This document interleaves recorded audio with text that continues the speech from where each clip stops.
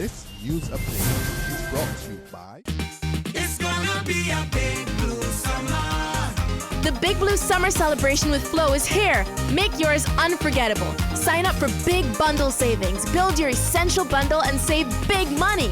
Blow out the candles on Barbados' 50th and Flow's first Big Blue birthday celebration. To win big prizes including $10,000 in cash. Big-time sports coverage at home or on the go with Flow TV, like the Olympic Games in Rio and the new home of Premier League football. Watch it all with big data and big style on the fastest 4G network. The world's biggest sporting events this summer are all on Flow.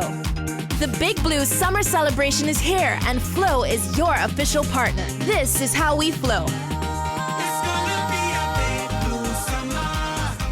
Get ready to go. This is how we flow. We wear the blue for the summer. Get ready to go. This is how we flow. This is the Barbados Today afternoon news update for Monday, July 18th. Thank you for joining us. I am Mary Claire Williams. Attorney General Adriel Brathwaite says the time will soon come for Barbados and the rest of the Caribbean to address the issue of euthanasia or mercy killing. Brathwaite was speaking at a meeting of health officials examining the strategy for health-related law. He questioned whether citizens should be given the freedom to choose to die, just as they're granted freedom of speech and freedom of movement. As a region, you know that we're all moving towards first world standards and first world practices, including in healthcare. About 3 weeks ago, I went to visit my older brother who's quite ill. And there he is in adult pampers. And if ever there's a free spirit, my brother is a free spirit. And I thought to myself, you know, if Tony has his way, he probably would opt not to continue living if it means that someone has to provide for him for the rest of his life. Which posed a question to myself this morning in terms of whether or not, if we guarantee individuals freedom of speech, freedom of property, freedom of movement, should we not guarantee them also the freedom to choose to die and die with dignity if they so desire? In other news, 29-year-old Omar Lavon Haynes of Silver Hill Christchurch is due in court today, charged with serious bodily harm in relation to the shooting death of Troy Trotman last Monday. Trotman was traveling through Silver Hill when he was shot by an unknown assailant. He died at the scene. Haynes is expected to appear at the Oistins Magistrates Court, which is temporarily located in the Supreme Court building. Police have charged 19-year-old Kyle Greg Brown of Sturgis St. Thomas with the offense of illegal possession of a firearm on Saturday while in Jackman's St. Michael. On that date, police intercepted a motor vehicle on Jackman's Road in which Brown was traveling. Lawmen discovered one firearm after searching the vehicle. It was a spring-operated BB gun, which is classified as a firearm under the laws of Barbados. He was subsequently arrested. Brown is expected to appear at the District A Magistrates Court today. Opposition MP and former Attorney General Dale Marshall is accusing the government of interfering in the operations of the police force. Marshall leveled the charges in an address to a meeting of the Barbados Labour Party St. Michael's South Central branch at the party's Robert Street headquarters last evening. He says this is causing instability within the police force, which criminal elements are capitalizing on. The government came in and they decided they get rid of everything that we do, because everything that we thought was tainted, was bad, was no good. Okay? But it was the most ill-advised set of decisions that they could have. And among those decisions was the decapitation of the Royal Barbados Police Force. Now, you know, there's that saying, when the cat is away, the mouse will play.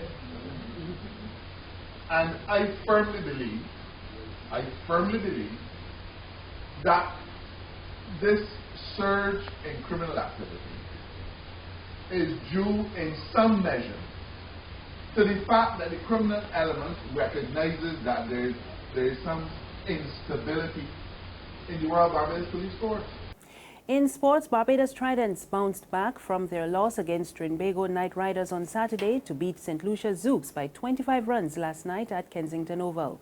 Tridents made 173 for 5 off 20 overs, with Nicholas Poran top scoring on 81. Zouks, meanwhile, were 148 for 8 off their 20 overs. Andre Fletcher top scored with 20. Tridents will next play Jamaica Talawas on Wednesday in Jamaica. There's regional and international news after this short break. The anticipation of greatness is in the air, and you won't want to miss a moment. At Courts, we have what you need to keep pace with all the excitement. Get the latest technology in TVs, computers, and mobile devices. Plus, shop today and win an all-inclusive trip for 4 to Universal Studios. And with Courts Ready Finance, you can get what you need now. So keep pace with all the latest technology. Only at Courts. Bringing value home. ICBL T20 Cricket Party. More than a match. To Gary's 80th birthday. Celebrating the greatest all-rounder and our national hero. You can't beat that. July 28th, 6:30 p.m. Tickets from Kensington Oval, CS Pharmacy, and TicketPal.com. Hosted by the 50th Anniversary Secretariat.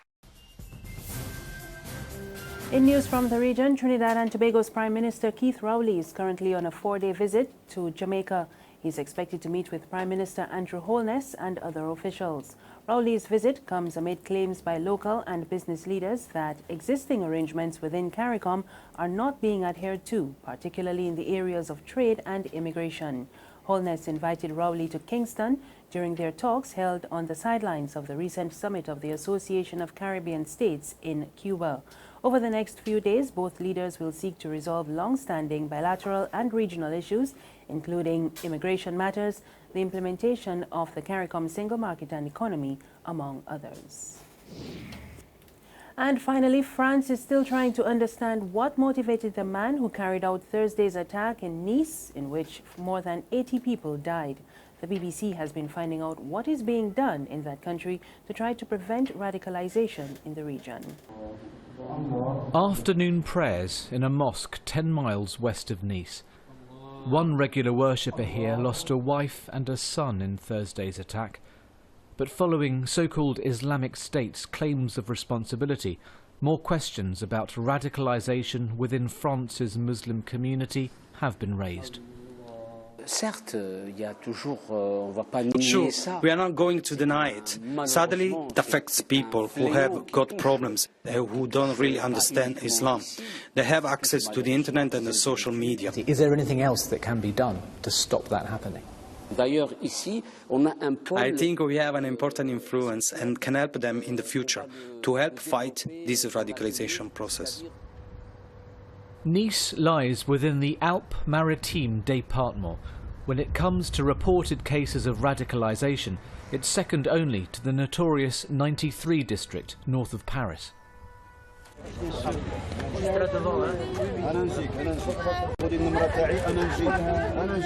Mahmoud Benzamia and other imams have decided to visit Pasteur Hospital, where many remain critically injured following Thursday's attack.